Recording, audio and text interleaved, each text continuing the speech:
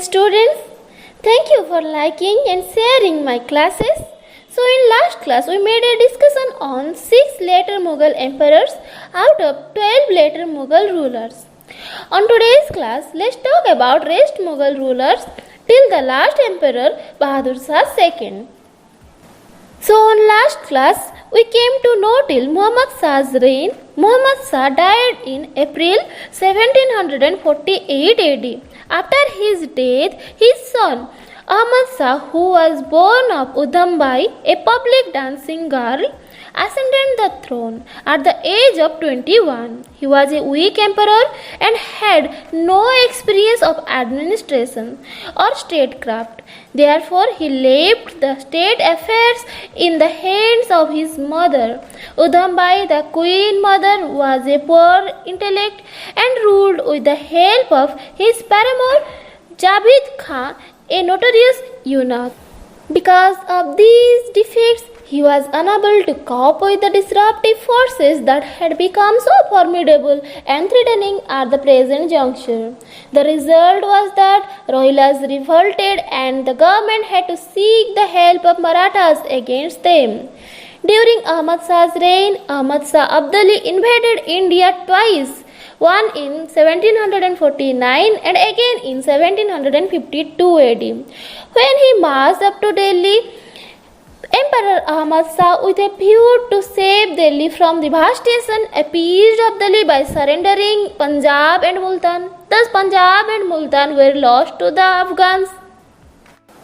In 1752 AD, Ghazi Uddin Khan Firoz Jung III, who was the grandson of Nizam ul Mulk Asaf Jah of Hyderabad, was appointed as Mir Bakshi or the Paymaster General on the recommendation of Nawab Wazir Safdar Jung and received the titles of Amir ul Umrah, which means nobles of nobles, and Imad ul Mulk by the Mughal Emperor Ahmad Shah. Imad ul Mulk soon emerged powerful and began to intimidate the emperor. Emperor Ahmad Shah wants to remove him from the court. Before this could be done, Firoz Jung III or Imad ul Mulk sought an alliance with the Maratha chief Sadashiv Rao Bhau. Together they blinded and deposed Ahmad Shah in 1754 AD and raised a puppet ruler Alamgir II to the throne.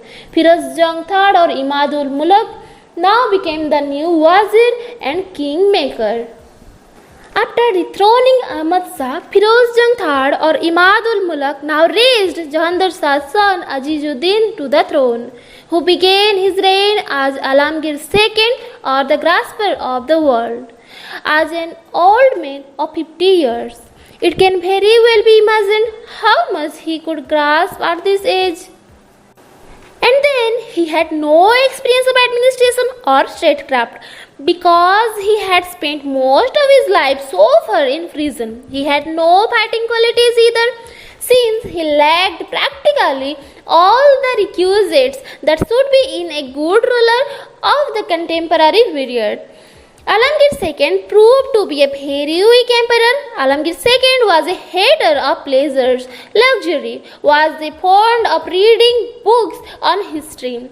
He was religious-minded too and offered his prayers regularly. However, all these qualities were no qualities at all for a king.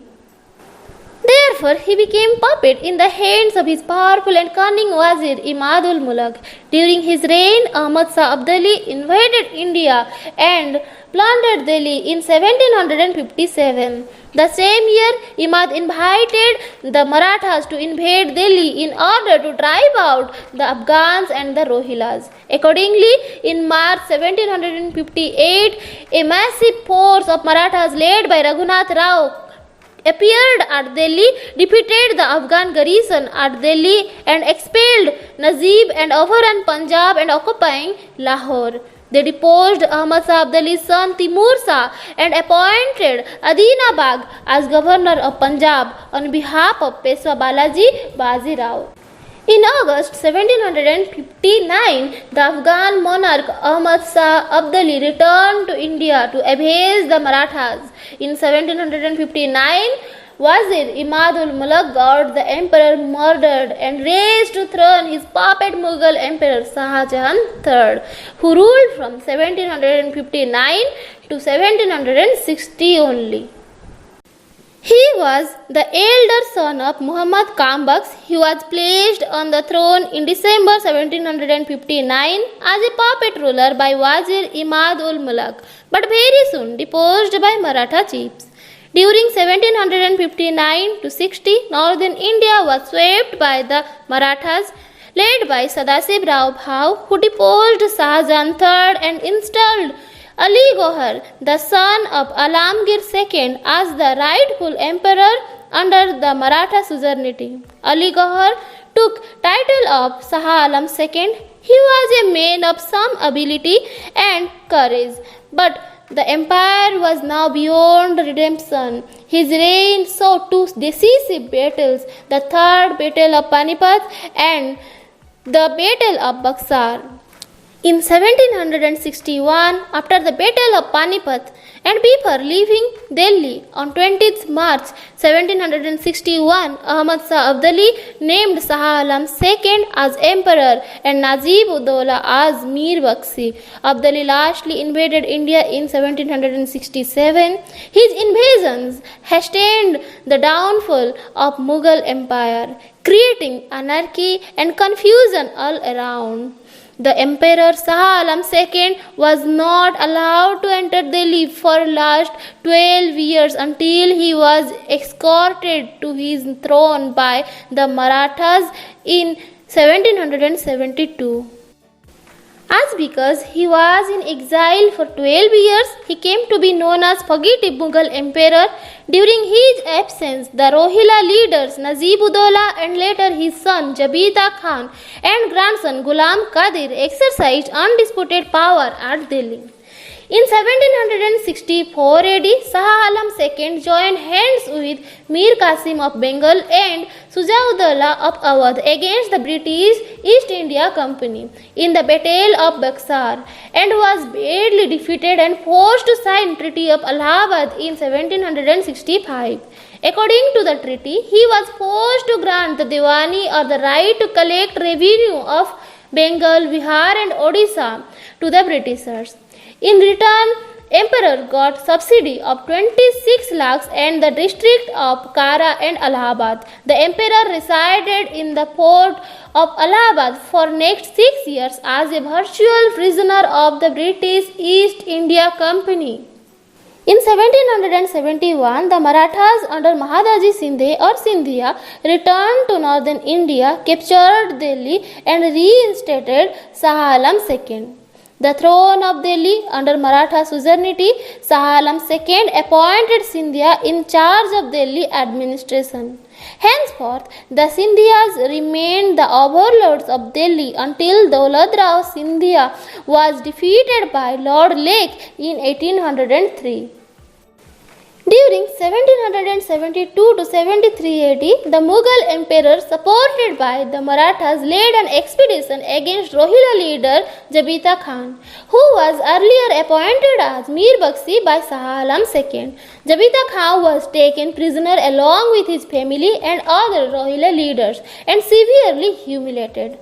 Jabita's son Ghulam Qadir Rohilla was casted and made to serve as a page in the palace. Several years later, in September 1787, Ghulam Qadir was able to force the emperor to appoint him as Mir Bakhshi and regent. But soon he had to leave Delhi due to differences with the emperor and re-entered Delhi just next year to take revenge. On 30th July 1788, he took possession of royal palace. He deposed Shah Alam II and later ruthlessly blinded him on 10th of August 1788. Shah Alam II was also referred to as the blind Mughal emperor. However, very soon Mahadaji Scindia hunted Ghulam Qadir and restored blind Shah Alam II as king on October 1788. In 1803, Delhi was recaptured by English East India Company after defeating Daulat Rao Scindia, and the blind Mughal Emperor Shah Alam II again accepted the protection of Britishers. After the death of Shah Alam II in 1806, his son ascended the throne under the title of Akbar II, who ruled from 1806 to 37. The new ruler was a king merely in name, and his authority was confined only to the Red Fort at Delhi. Like Shah Alam II, Akbar II was also a pensioner of East India Company.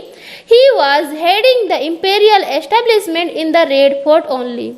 He gave the title of Raja to Ram Mohan Roy and sent him to England to seek a raise in pension. In 1835, the East India Company stopped calling itself a subject of the Mughal Emperor and discontinued issuing coins in his name by deleting Persian lines on company's coins to this effect. There was nothing in evidence to prove that he was the sovereign of an empire. The end of this penultimate Mughal emperor came in 1837. After the death of Akbar II in 1837, his son Bahadur Shah II succeeded him as the Mughal emperor, the last link in the Mughal dynasty. He was fond of poetry and known by the title of Jafar. The new ruler also was a titular emperor. In fact, he was called emperor only by courtesy. He was permitted to retain his imperial title. He was alleged to have participated in the Great Uprising of 1857 and to have helped the mutineers in all possible ways. In the course of mutiny, Bahadur Shah II was caught in Humayun's tomb after failure of the mutiny. His son and grandsons were cruelly and inhumanly shot dead before his eyes. He was charged by the British of having conspired and revolted against the British army. A British commission was appointed to go into the charges against him. They found him guilty, thereupon was deported to Rangoon as a state prisoner. But in fact, he was treated as an ordinary prisoner. He was not given even the basic facilities a man of his stature deserved. Bahadur Shah Jafar died in Rangoon in 1862. He was thus the last ruler in the line of Babur. Thereby, the chapter of Mughal dynasty was closed. In legal terms, the Mughal Empire came to an end on 1st of November 1858 with the declaration of Queen Victoria. The most important consequence of the decline of the Mughal Empire was that it enabled the British to conquer India and push it into very vortex of colonial exploitation for the next 90 years.